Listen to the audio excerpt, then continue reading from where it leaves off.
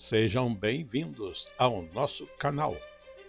Nós queremos pedir a todos vocês, se possível, se inscrevam no nosso canal e nos ajude a crescer. Também não esqueça de deixar ao final o seu like, se gostou ou não gostou do nosso estudo.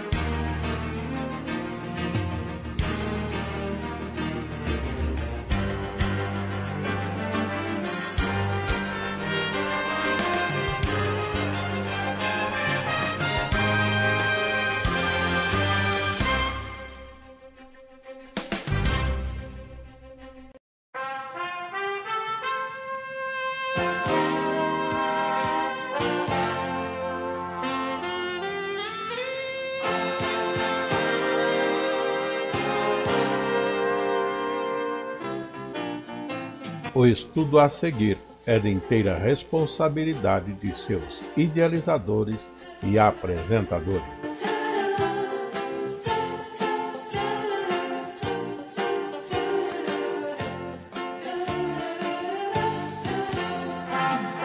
Nós vamos partir para um estudo nesta noite. Damos o seguinte título ao nosso assunto: a necessidade de progresso na vida cristã, a necessidade de haver um desenvolvimento na nossa vida cristã. O texto em que nós vamos estar baseando para estarmos considerando isto é em 2 Pedro, no primeiro capítulo, os primeiros versos. Vamos estar lendo desde o verso 1 até o verso de número 11. Vamos estar participando. Eu vou estar lendo os versos ímpares e todos nós juntos lendo os versos pares em sequência. Assim diz o verso 1: Simão Pedro, servo e apóstolo de Jesus Cristo, aos que conosco alcançaram fé igualmente preciosa pela justiça do nosso Deus e Salvador Jesus Cristo. Graça e paz vos sejam multiplicadas pelo conhecimento de Deus e de Jesus nosso Senhor, visto como o seu divino poder nos deu tudo o que diz respeito à vida e piedade, pelo conhecimento daquele que nos chamou por sua glória e virtude, pelas quais Ele nos tem dado grandíssimas e preciosas promessas, para que por elas fiqueis participantes da natureza divina, havendo escapado da corrupção que pela concupiscência há no mundo.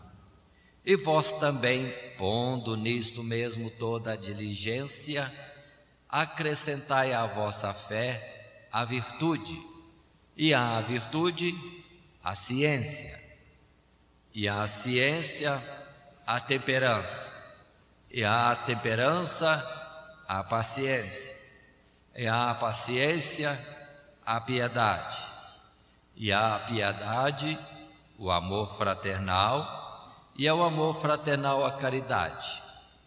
Porque se em vós houver e aumentarem estas coisas, não vos deixarão ociosos, nem estéreis no conhecimento de nosso Senhor Jesus Cristo. Pois aquele em quem não há estas coisas é cego, nada vendo ao longe, havendo-se esquecido da purificação dos seus antigos pecados. Portanto, irmãos, procurai fazer cada vez mais firme a vossa vocação e eleição, porque fazendo isto, nunca jamais tropeçareis, porque assim vos será amplamente concedida a entrada no reino eterno de nosso Senhor e Salvador Jesus Cristo. Aí estão estas palavras, até o verso 11, que Pedro deixou para nós. Observe que Pedro vem considerando a grandiosidade, a excelência do que nós temos alcançado pelo conhecimento de Cristo Jesus, pelo que nos exorta justamente isso, a que tenhamos um progresso. É necessário um progresso. E se houver este progresso, diz ele, é como se as portas do céu estivessem escancaradas para nós. Ainda que temos Jesus falando no aspecto da porta apertada e o caminho estreito, mas Pedro mostrou que, tendo um progresso na vida cristã, é como se tudo fosse fácil, não haveria dificuldade. Tomamos como exemplo, consideremos Caleb, aquele homem que saiu da terra do Egito e atravessou o deserto, mas não preocupado em reclamar, em murmurar, em questionar, em coisa alguma, só em batalhar as coisas de Deus. Pelo que terminou a carreira, parecia que foi fácil, sentia-se no mesmo vigor do seu princípio. Muito bem, vamos estar considerando algumas coisas, e eu quero ver, por exemplo, em Hebreus capítulo 5, que não é mais Pedro falando, ainda que vamos voltar ao texto da carta de Pedro, mas vejamos Hebreus capítulo 5, como que o escritor, ensinando sobre muitas coisas nesta carta, em particular a excelência de Cristo Jesus, e trazendo muitas exortações, chega um momento, como no verso 10, que ele, falando a respeito de Jesus, que foi chamado, diz o verso 10, por Deus, sumo sacerdote, segundo a ordem de Melquisedeque, digo eu, estando o escritor falando coisas excelentes na sua exposição de Hebreus, no verso 11, entretanto, ele mostra que há uma falha naqueles que o ouvem ou para quem esta carta é endereçada, porque ele diz, do qual muito temos que dizer, de difícil interpretação, porquanto vos fizeste negligentes para ouvir. Porque devendo já ser mestres pelo tempo, ainda necessitais de que se vos torne a ensinar quais sejam os primeiros rudimentos das palavras de Deus. E vos haveis feito tais que necessitais de leite e não de sólido mantimento, porque qualquer que ainda se alimenta de leite não está experimentado na palavra da justiça, porque é menino. Mas o mantimento sólido é para os perfeitos, os quais, em razão do costume, têm os sentidos exercitados para discernir tanto o bem como o mal. Observe essa consideração do escritor em Hebreus, que ele, querendo falar, mas se viu impedido pelo nível de conhecimento e de desenvolvimento naqueles que recebiam esta mesma mensagem e instrução. Meninos, vivendo de leite, não se pode dar alimento sólido, não estão exercitados na justiça. Que palavra forte, né? Na palavra da justiça.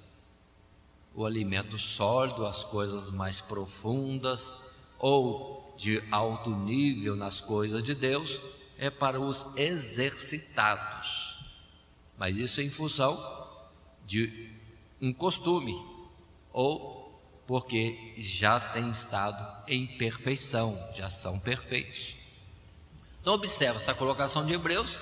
Ele está dizendo que para estes a quem está falando estas palavras, não se desenvolveram na vida cristã.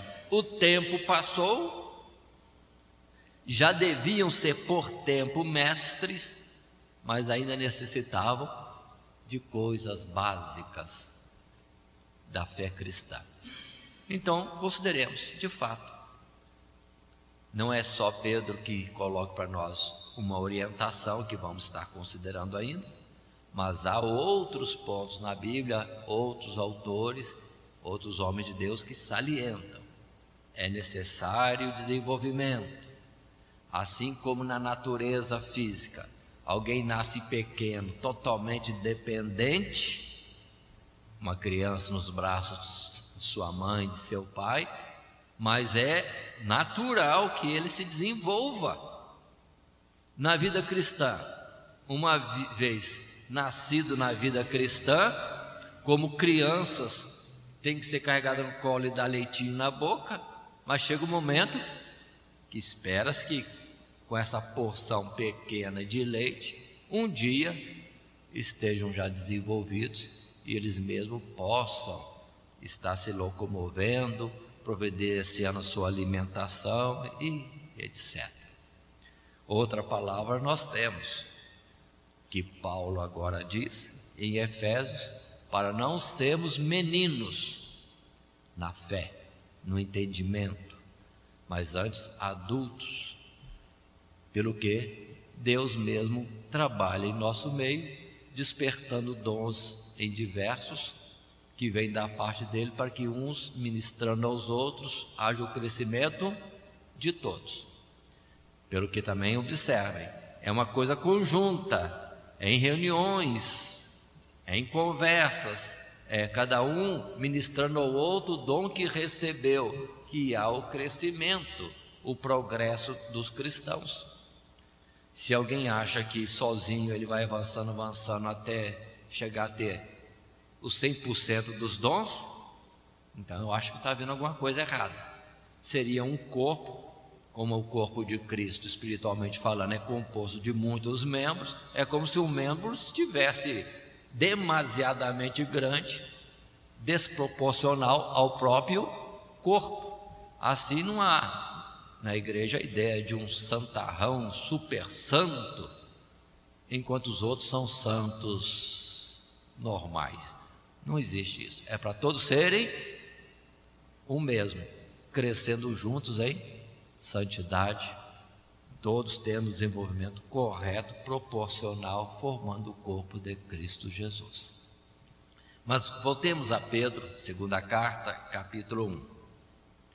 Inicialmente, Pedro considera a excelência do que temos recebido. Verso 1, ele diz que nós alcançamos fé, alcançamos fé. Cremos em Cristo Jesus. Muito bem, isso é algo precioso.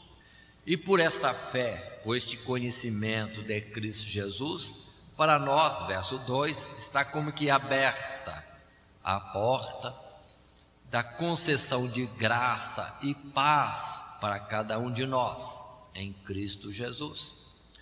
Como Jesus mesmo disse, que dava-nos a sua paz, como também nas saudações dos irmãos ao escrever a outros ou a falar, não falta a expressão de graça da parte de Deus para os seus. No verso 3, essa excelência que alcançamos pela fé em Cristo Jesus é colocada aqui no verso 3, no aspecto que Ele nos deu tudo. Ele nos deu tudo o que diz respeito à vida e piedade. Observem, qual é a excelência que achamos em Jesus? Primeiro, essa excelência porque alcançamos fé. Esta fé traz-nos conhecimento, se abre a porta para nós da graça e paz, e Deus nos dá tudo. Tudo? Meu Deus, o que é tudo? E observe que não é na vida física, material, não é isso que nós necessitamos. Se estamos já numa situação de ligação com Deus, como Paulo disse em Colossenses, é para buscar as coisas que são de cima e não as que são da terra. E assim aqui diz que Ele nos deu tudo que diz respeito à vida e piedade. Vida e piedade. Nós vamos estar falando sobre piedade daqui a pouco. E mais à frente, nesse mesmo verso 3, mostrando que Ele nos chamou por sua glória e virtude. E nesta extensão da obra de Deus em nós, que começou pela fé, verso 4 avança mais. Deus nos deu tudo, mas se é tudo, é tudo. E se é tudo, aqui temos um detalhe importante, que Deus nos deu grandíssimas e preciosas promessas, promessas que nos fazem participantes da natureza divina. Observe isso, ser participante da natureza divina, coisa tremenda. E quais são essas coisas que temos recebido e que é preciosa, coisas que são preciosas, ou promessas que temos recebido para termos a natureza divina? A primeira delas é justamente esta operação de Deus em se aproximar de nós e nos aproximar a Ele pela obra da salvação em Cristo Jesus, perdão de pecados, reconciliação com Deus, a adoção de filhos de Deus. E se somos filhos, pronto, já temos a natureza do Pai, no caso Deus. Então, tudo mesmo, não há limite, não há limite nas coisas de Deus, não há limite. E isso tudo, vamos entender, ao nosso dispor, é para nós. Nós vamos no supermercado, pegamos um carrinho, maiorzinho, menorzinho, uma cestinha, e vamos lá comprar alguma coisa. Agora, no supermercado de Deus, se a gente quiser, pode levar ao supermercado, porque é tudo. Nas coisas materiais é aquilo que nos basta fisicamente e é muito limitado, mas nas coisas de Deus é sem limite, é sem limite. Talvez não alcancemos nesta vida, não sei como, porque ao chegarmos ao ponto de alcançar alguma excelência, o mundo já não suporta mais, ou nós não suportamos mais o mundo. O jeito é Deus nos levar mesmo, como foi com o próprio Enoque.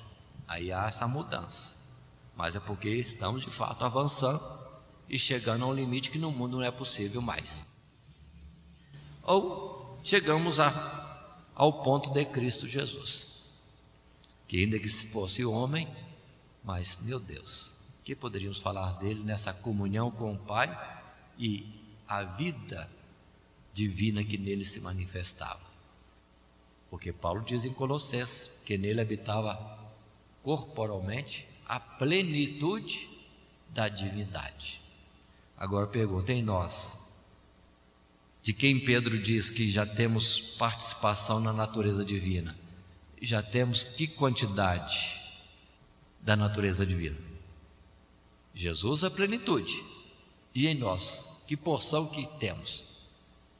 E essa porção pode ser aumentada, pode ser aumentada. Consideremos um pouco mais.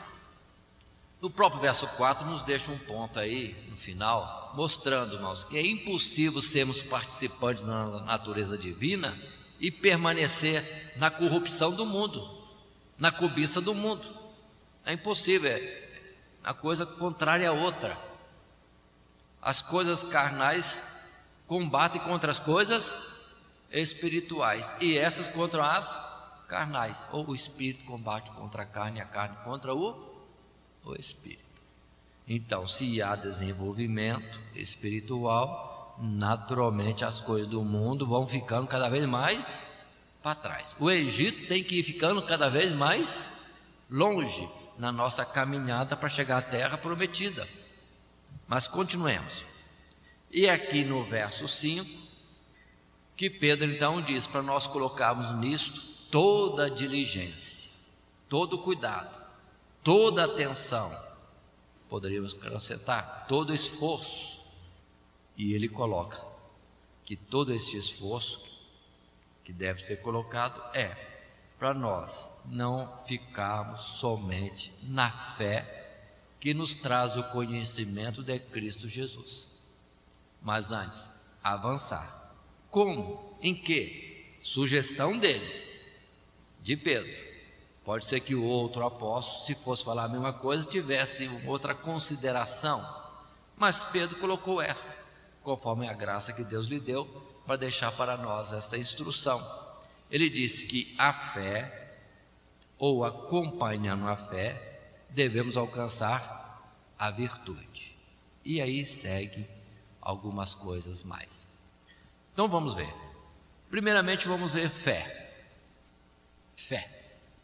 Nós temos a definição de fé: firme fundamento das coisas que se esperam e a prova das coisas que não se veem. Muito bem. Agora, nosso assunto não é definir fé, é acrescentar algo mais. Mas antes de falar do que deve ser acrescentado para existir em nós, além da fé, a própria fé pode ser aumentada, se ela já é o início, se é, vamos dizer assim, o start dessa vida espiritual ou natureza divina, ela mesma pode ser aumentada. Observem que Jesus, falando com os discípulos em Mateus capítulo 17, no verso 20, eles não tendo alcançado êxito num procedimento há pouco instante, eles vêm a Jesus perguntando por que eles não alcançaram a expulsão do demônio. Não alcançaram, não tiveram êxito, deram ordem, determinaram que o demônio saísse, mas o demônio não saiu. E Jesus responde no verso 20 dizendo: por causa da vossa pequena fé. Então, que tamanho que era a fé dos apóstolos? Pequena. Jesus disse: a vossa fé é pequena, por isso vocês não conseguiram êxito no expulsar o demônio. Então, pequena fé. Mas observem, passando para outro livro, em Lucas 17, verso 5, que os discípulos têm essa expressão para Jesus. Disseram então os apóstolos ao Senhor: acrescenta-nos a fé. Então a fé pode ser acrescentada. Então observe que a própria fé, que foi aquela oportunidade que nós ouvimos de Jesus e nele cremos, entretanto aquilo é pouco. Isso mesmo pode ser desenvolvido. E vamos entender, como aconteceu com Abraão, que Deus não pediu a Abraão assim de sopetão: dá-me seu filho Isaque em holocausto. Não. Na verdade, Abraão vinha vindo numa trajetória de vida com Deus e foi o quê? Alcançando mais fé. E Deus então podendo pedir ou fazer provas maiores. E Abraão estava aprovado, estava já apto para um teste maior. Primeira prova, talvez: sai da tua terra, do meio da tua parentela, e vai para a terra que eu vou te mostrar. Não é muito difícil, não. Seria uma aventura que outros fazem gratuitamente. Mas agora, quero teu filho Isaque, teu filho único que tu amas, em holocausto? Mas vem depois. Vem depois. Não vem de primeiro. Como também muitos consideram aquela passagem dos discípulos, que Jesus chegou para eles e disse: vem e segue-me. E eles largaram tudo e seguiram a Jesus. Mas isso não foi a primeira oportunidade de contato deles com Jesus. Eles já vinham aos poucos conversando, tendo contato com Jesus, para depois Jesus definitivamente chamá-los para a obra. Porque lendo João, o Evangelho de João, nós vemos que João Batista testifica de Jesus, André ouve, vai falar com Pedro, chama Pedro, alguém chama outro, e um vai chamando o outro e começam a andar com Jesus. Vão pescar com Jesus, mas antes de pescar, Jesus não foi para pescar, Jesus foi para pregar.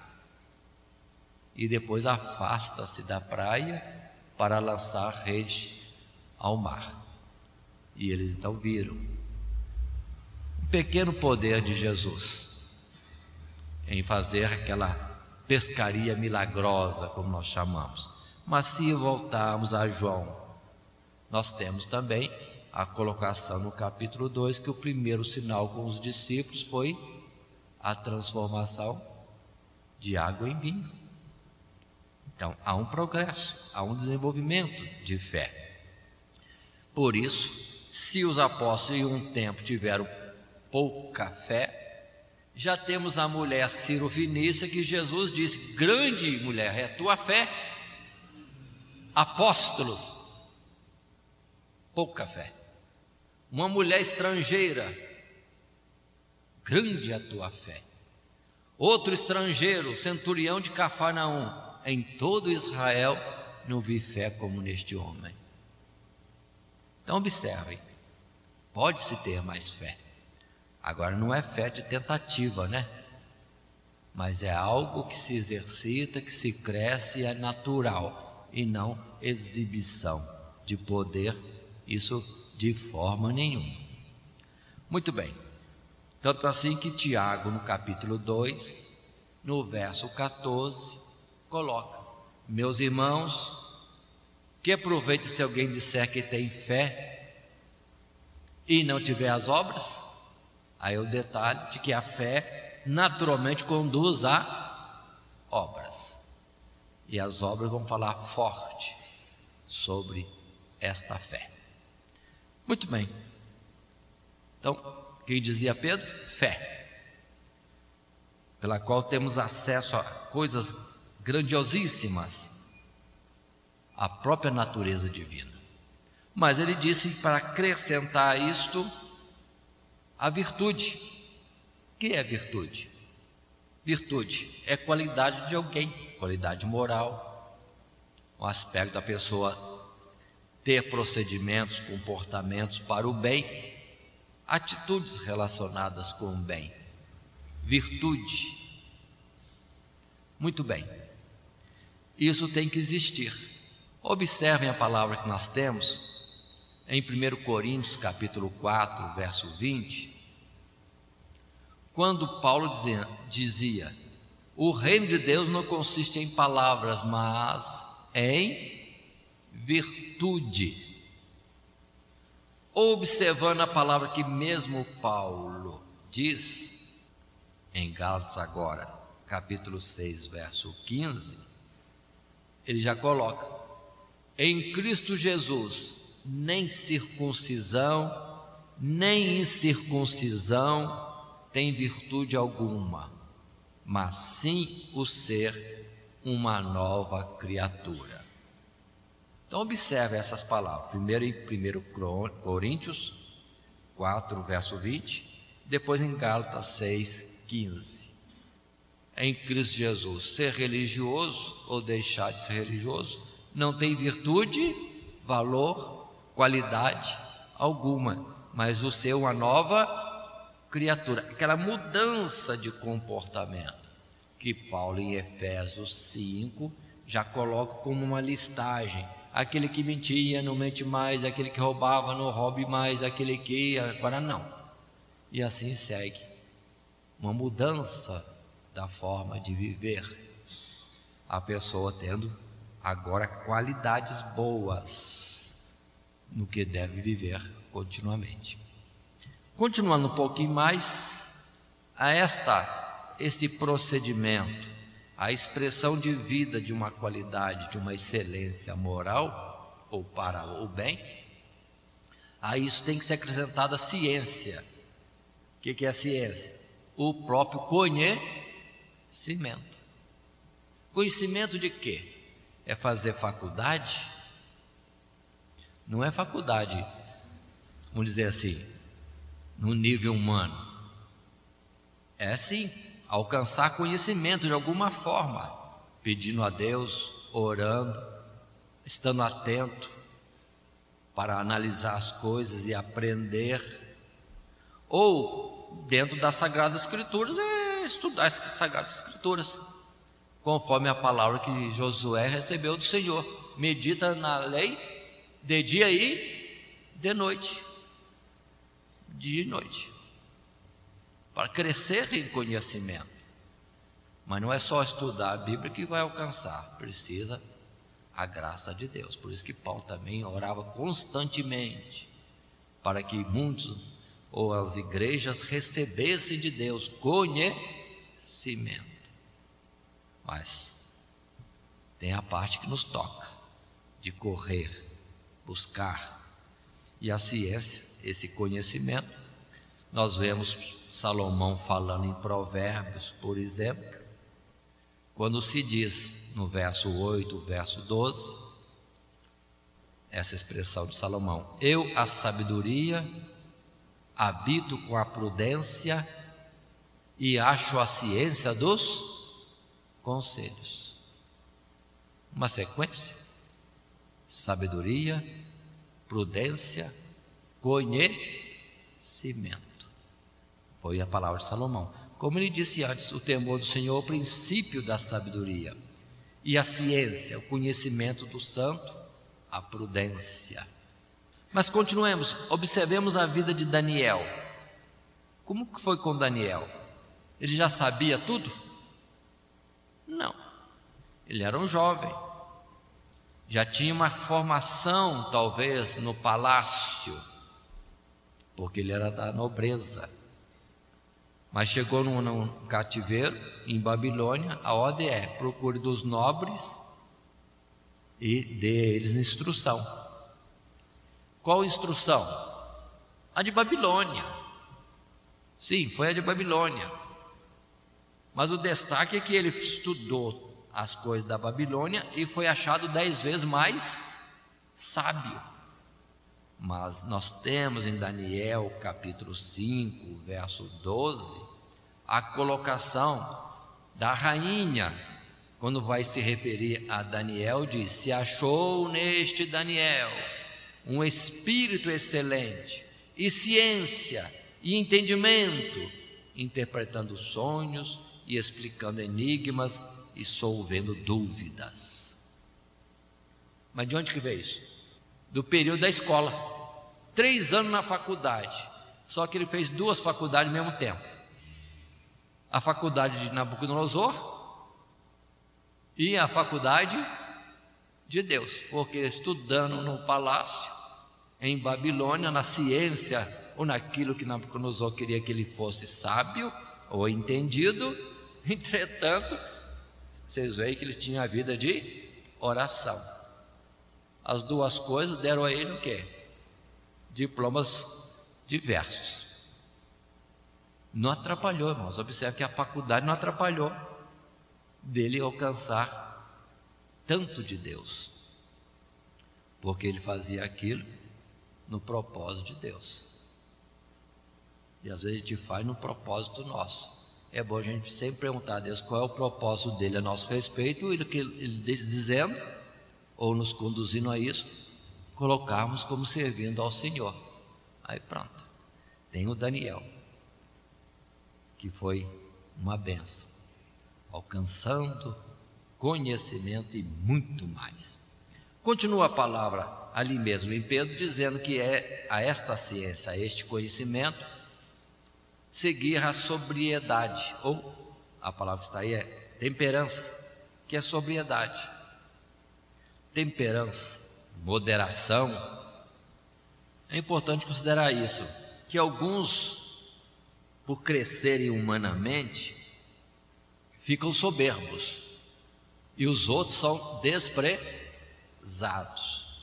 E esses se acham os tais, muitas vezes são afoitos demais. Mas a verdadeira ciência e a sabedoria que vem de Deus leva a pessoa à moderação.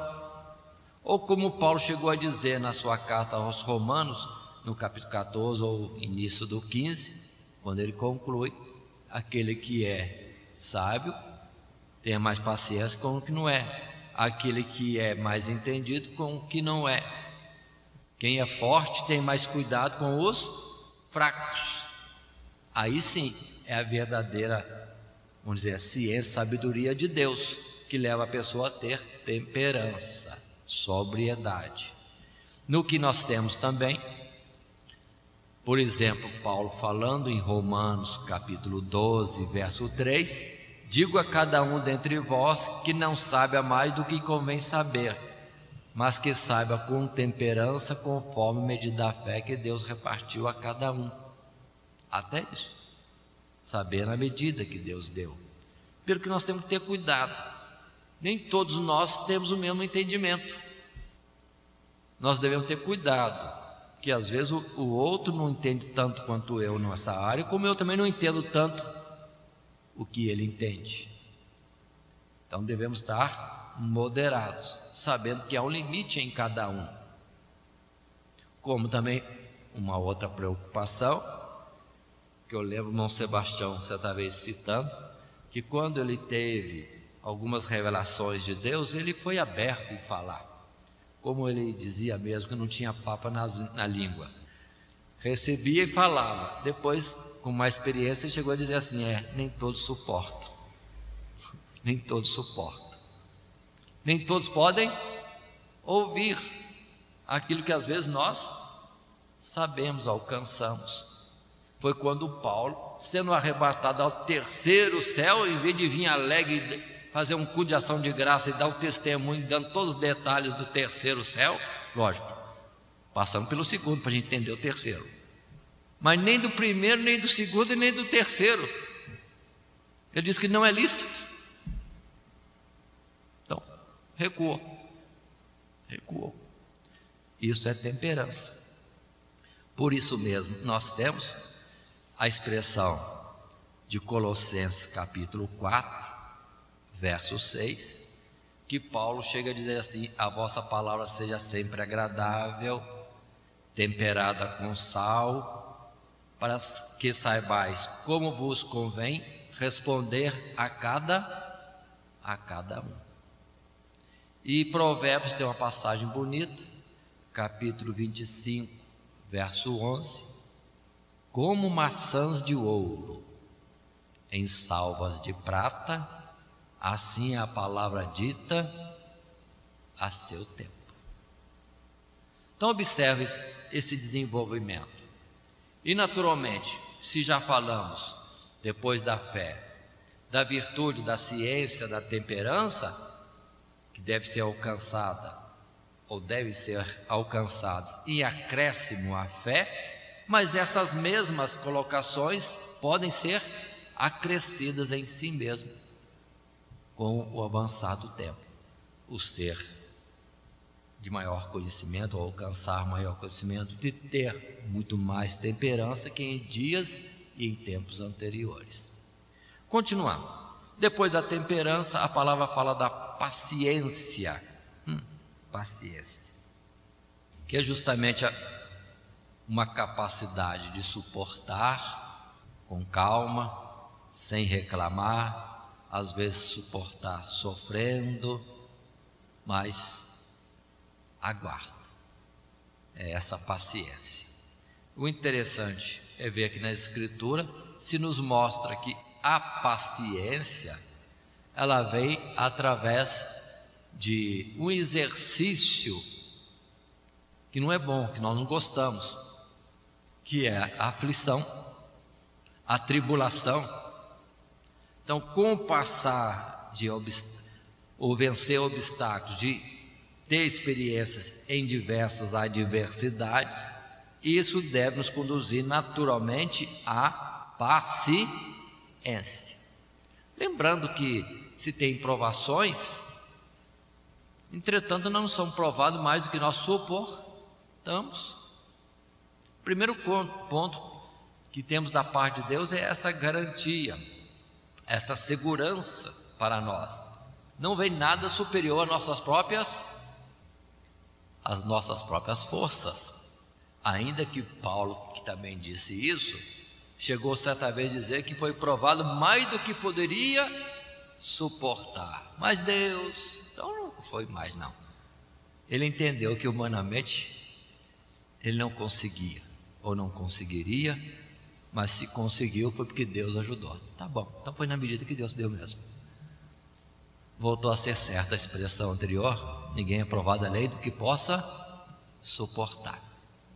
Porque ainda que tenhamos uma medida menor de capacidade para suportar alguma aflição, uma certa pequena paciência, no momento decisivo Deus pode acrescentar algo especial pelo momento que nós passamos.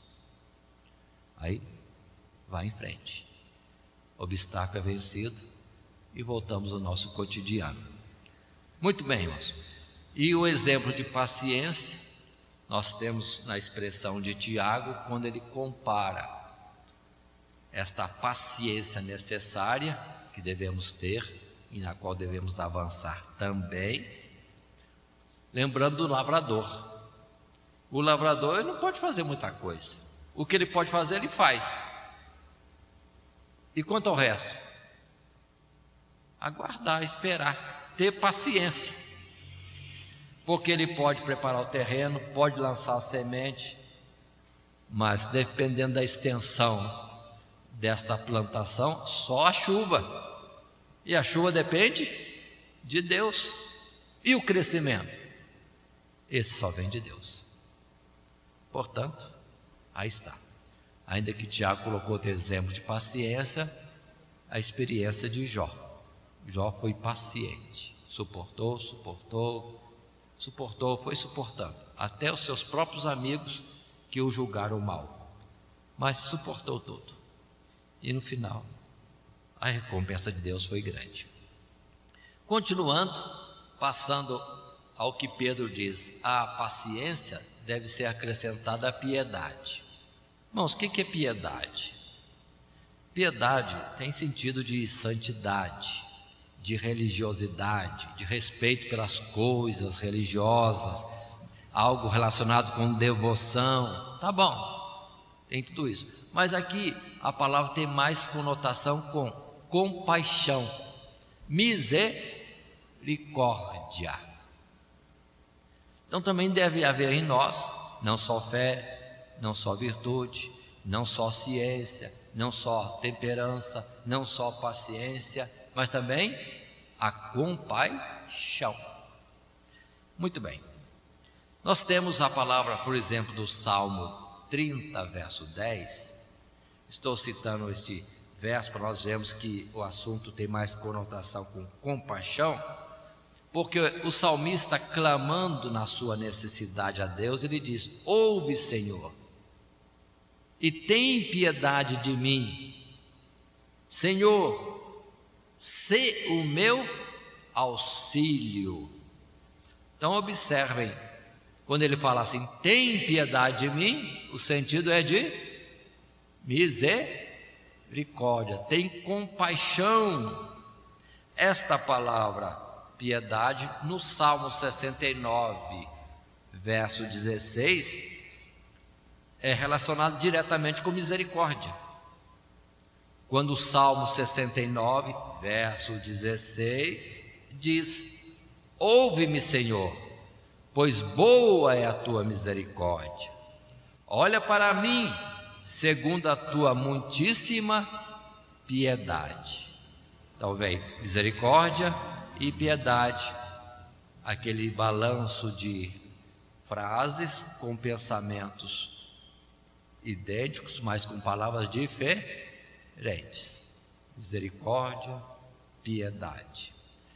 Depois nós temos esta palavra piedade estendida, irmãos, pelos profetas Isaías, Zacarias, E Deus cita várias vezes, quando eles perguntam a Deus o que é necessário, o que fazer, e Deus fala claro com eles sobre a ter piedade, ter compaixão, ter misericórdia com os demais irmãos. Cito, por exemplo, Zacarias 7:9.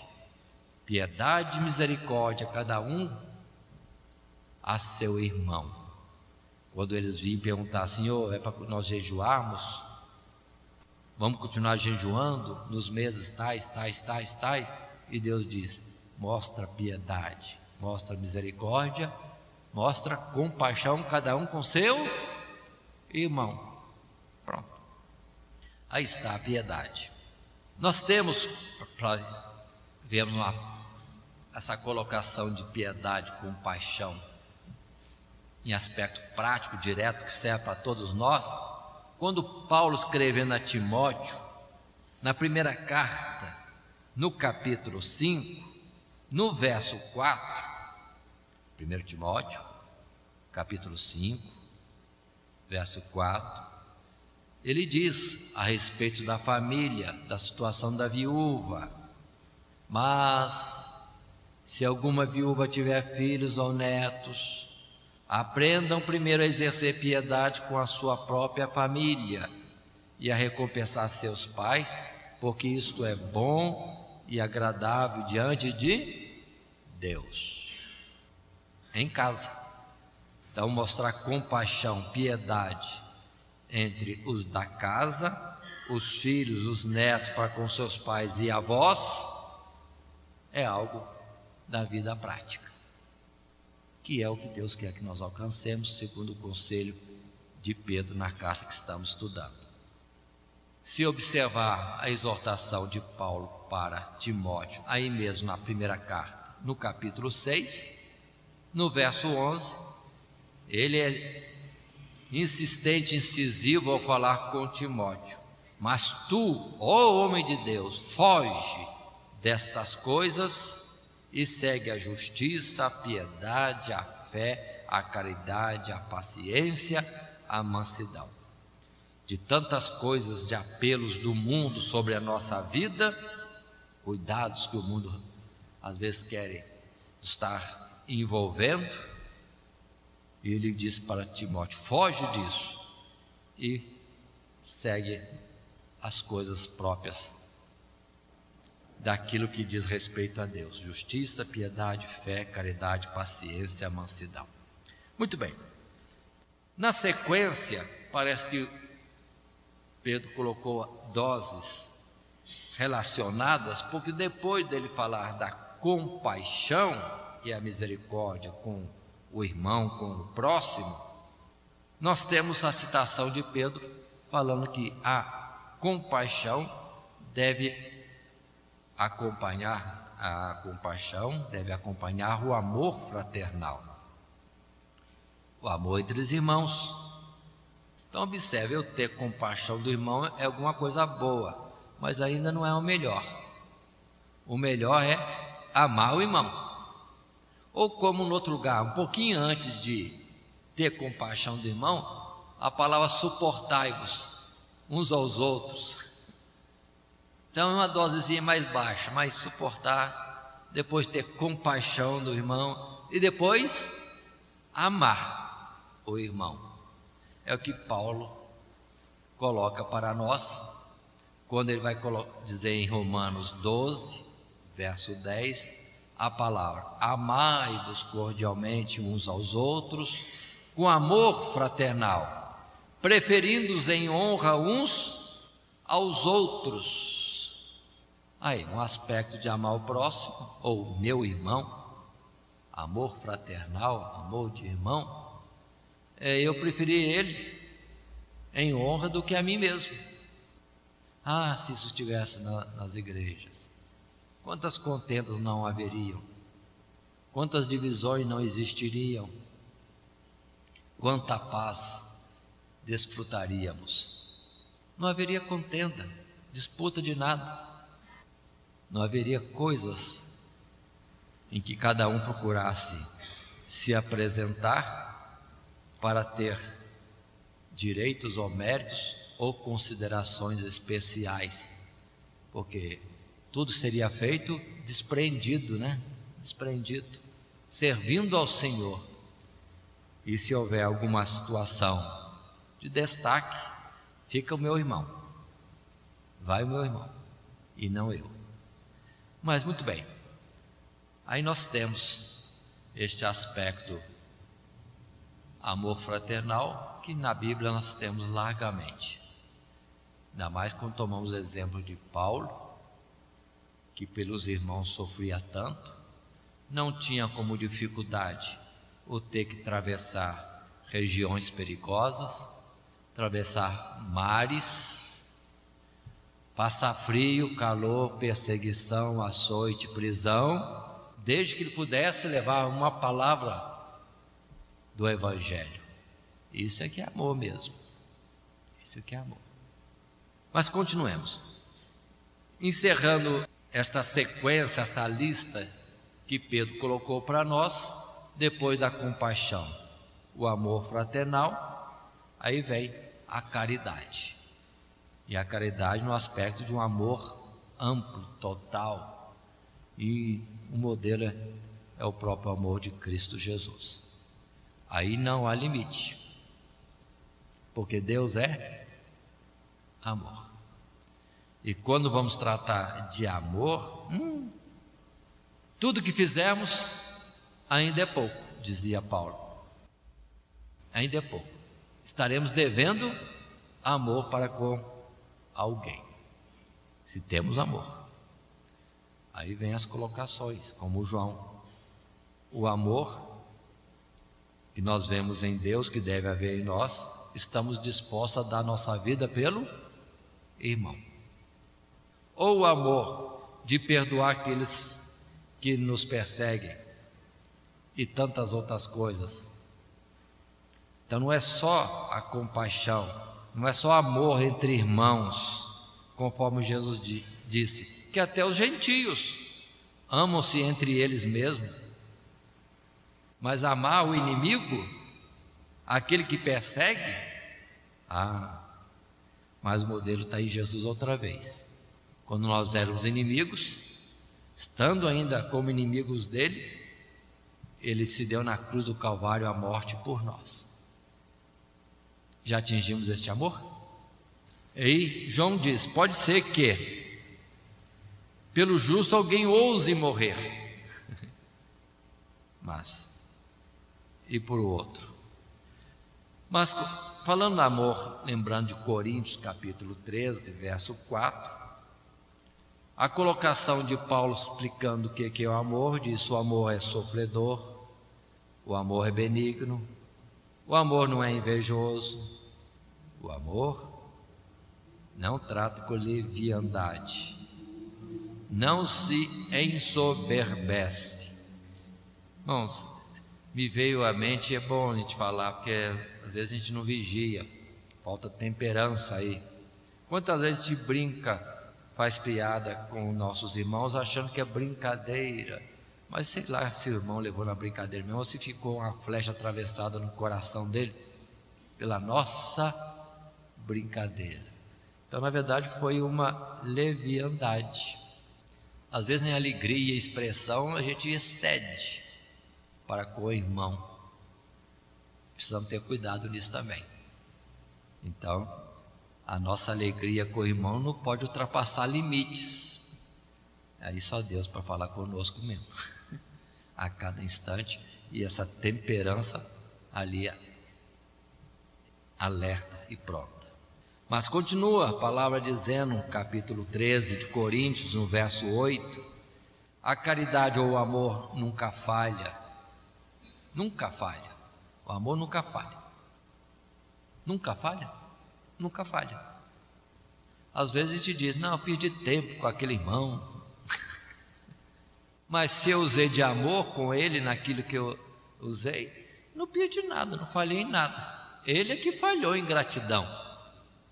Mas quem usou de amor, até Cristo Jesus, que morreu pelos pecadores, que vão ser condenados mesmo, não foi perdido. Não foi perdido. Não houve falha. e coloca-se que tudo pode passar, como as profecias, as línguas, os dons espirituais, a ciência vai desaparecer, mas o amor permanece. O amor permanece. Muito bem, irmãos. Aí temos na Sagrada Escritura muitas colocações sobre o amor. Só vou fazer menção de Colossenses capítulo 3, verso 14, quando lemos nesta carta de Paulo isto: sobre tudo isto, revestivos de caridade, ou seja, de amor, que é o vínculo da perfeição. Vínculo da perfeição. Então, quando é que alguém é perfeito?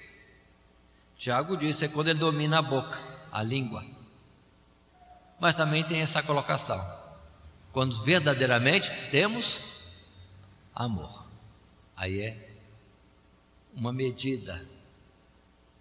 O tanto de amor que temos é a medida da nossa perfeição. Estamos aperfeiçoados? Muito bem. Voltando à palavra de Pedro na carta, são estas colocações dele como que comparo, talvez como degraus que devem ser alcançados, distância e altitude que devemos estar alcançando progressivamente na vida cristã. Mas observe no final da expressão de Pedro, que ele diz mais alguma coisa depois de colocar isto, e nós já fizemos menção, mas quero frisar mais. Quando no verso 8 ele diz assim: porque se em vós houver e aumentarem estas coisas, não vos deixarão ociosos nem estéreis no conhecimento de nosso Senhor Jesus Cristo. Já citei o caso de Caleb. Se em nós houver estas coisas, parece que tudo está aberto para nós. Muito bem, observe essa colocação aqui, quando se diz que a gente não ficaria ocioso, não seria estéril. Ocioso não, estéril não. Então, se não fica ocioso, fica o quê? Produtivo?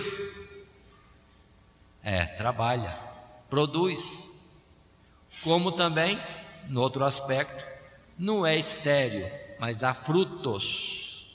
Há frutos. Aí podemos colocar esta comparação com aquilo que nós temos da parte de Paulo em Gálatas, falando do fruto do Espírito. Então, o caminhar, segundo Pedro, da fé, passando pela virtude, até chegar no amor, estamos num processo tal, que nós estamos produzindo, frutificando para Deus. Observe que implica, resulta em glorificação do nome do Senhor. Mas continuemos.